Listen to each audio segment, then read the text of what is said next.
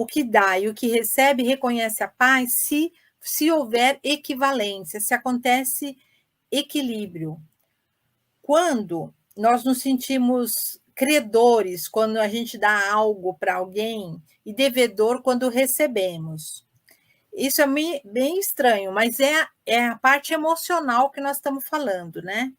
É muito importante ter esse equilíbrio entre o débito e o crédito nos relacionamentos. É até estranho falar assim, né? Mas é aquilo que a gente dá e aquilo que a gente recebe, né?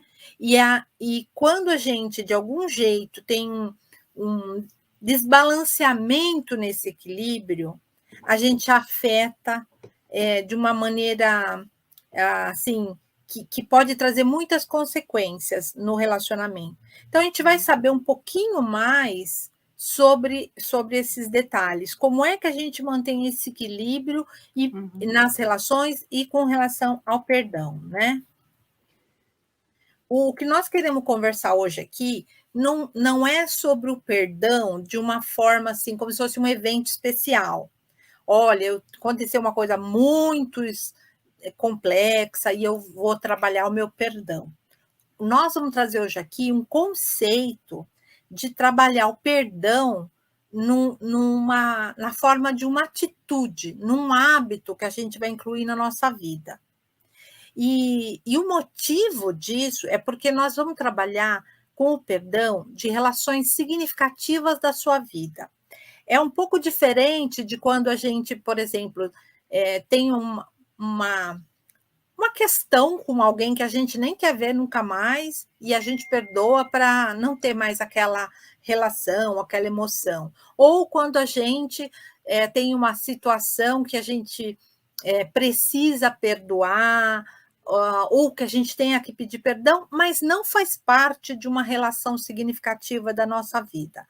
O que nós vamos falar hoje é disso, é de coisas daquela relação na nossa casa, no nosso trabalho, na família no núcleo mais próximo familiar. É sobre esse perdão do dia a dia. Nas Fica amizades. As amizades. Fica aí que vocês vão ver uma coisa bem bacana. Vamos trazer esse perdão para ser uma atitude na nossa vida. Então, Ângela, conta para nós. Então, assim, né, a grande questão, o que causa muita dor, né, por exemplo, quando eu peço perdão, né, para alguém, por exemplo, eu faço algo para o meu marido que deixou ele muito triste ou alguma coisa assim. Então, eu já prejudiquei, né? E aí eu viro para ele e falo: olha, você me perdoa? É muito comum a gente fazer isso. Só que nesse ato de perdoar, de pedir esse perdão, eu estou jogando para ele a responsabilidade de mais uma atitude. Além de eu ter feito algo, eu ainda estou pedindo para que ele me perdoe. Então, é nesse sentido que a gente está tentando trazer a visão sistêmica, que o Bert Hellinger ele deixou tão claro para a gente, né, nas constelações. Então, assim, é um olhar ampliado do perdão. Eu não olho só para uma pessoa. Inclusive, quando eu vejo uma pessoa, eu não vejo só a pessoa. Eu vejo a pessoa inserida no sistema. Então, quando eu começo a olhar, ampliar esse olhar, me traz mais responsabilidade e mais compaixão. Então, quando eu digo para uma pessoa que sofreu o dano, vamos supor, eu digo para o meu marido, eu sinto muito pelo que eu fiz. Percebe que tem diferença? Se eu disser para ele, Cláudio, me perdoa, e se eu disser, Cláudio, eu sinto muito. Então, eu trago para mim essa responsabilidade, né? Então, eu vou expressar verdadeiramente, não é só, eu sinto muito, não é banalizar o sinto muito, é dizer verdadeiramente, porque a gente, quando fala, o outro não escuta só com o ouvido, gente, a gente escuta com o corpo inteiro.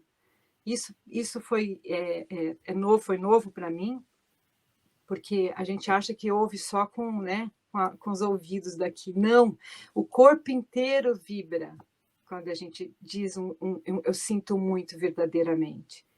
Então, aquilo sai verdadeiro e vai como uma onda para o outro, verdadeiramente, tá? Então, assim, e aí vai caber ao outro, né? A decisão é dele, de conceder, de compreender e te dar uma nova chance para que aquilo continue construindo. Então, a gente assume, como adulto, a responsabilidade dos nossos atos. Isso é um pouco diferente do conceito que a gente vem ouvindo, né? Por muitos anos. Pode ir, pode ir. Então, Ângela, mas e como perdoar? Conta aí para nós. Então, segundo a visão sistêmica, existe uma postura, é sempre a forma, né? Na comunicação em geral, a gente fala que não é o que, mas é o como, né? Então, é essa postura que a gente vai ter de perdoar, adequada do perdão para não causar desequilíbrio. Como é que é essa postura? Então, vamos supor, você já se sentiu assim injustiçado numa relação, né? Que você se doou muito, que você fez muito, que você se entregou, ou que você conhece alguém que passou por isso também, ou também que você teve do outro lado, né? Você magoou alguém e de repente você perdoou aquela pessoa, assim, de forma. Não é que a gente vai cobrar aquilo, mas tem que ter uma equiparação, tem que ter um reparo naquilo. O outro precisa saber e assumir aquilo que ele fez. E você também tem que, não é assim, perdoando indiscriminadamente. Tem que ter esse equilíbrio. E como é que a gente faz isso, né?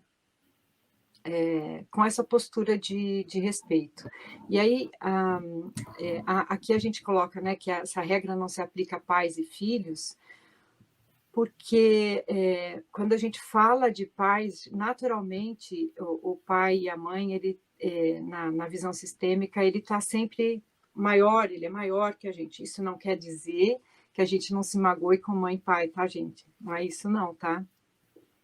E não que a gente também, como mãe ou como pai, né, a gente não magoe nossos filhos, não é isso, tá? A gente já vai explicar mais um pouco. Antes de se pensar em perdoar, olhar que o outro como um ser humano comum, né? Olhar para si mesmo, né? Quando a gente olhar, quando a gente pensar que, assim, em perdoar alguém, pensar que eu tenho um ser humano que comete erros e que Exatamente. está num processo de aprendizado, né? Exatamente.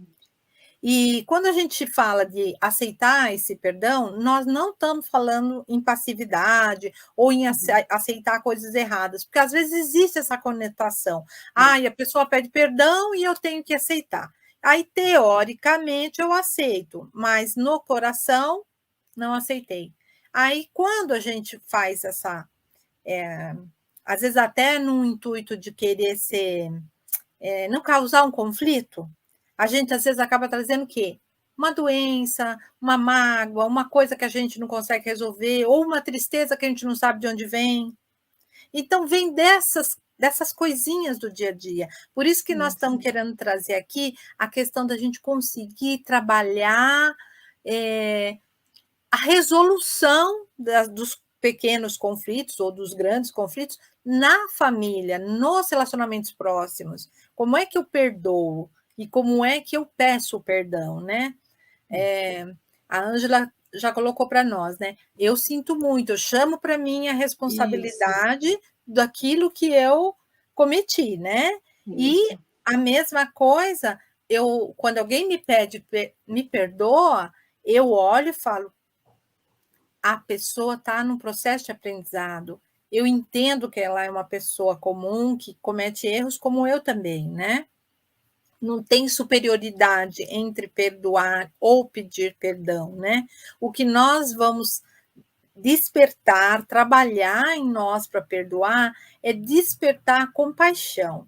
Como é que eu olho o outro que eu vou perdoar com compaixão? O que nós estamos querendo trazer aqui, gente? Que no momento que nós estivermos trabalhando nas nossas relações significativas, a gente seja verdadeiro.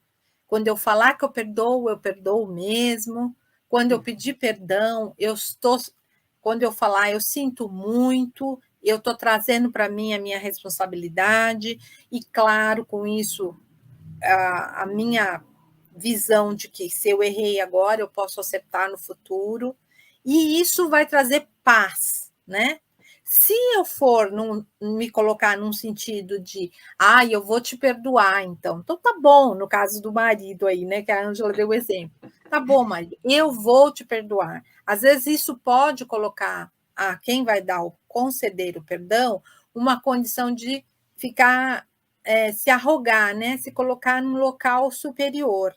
Isso desequilibra a relação também. Veja como é, né? A gente está aqui fazendo essa introdução de falar no equilíbrio, tá? Segurem um pouquinho que vai ficar cada vez mais claro, tá bom?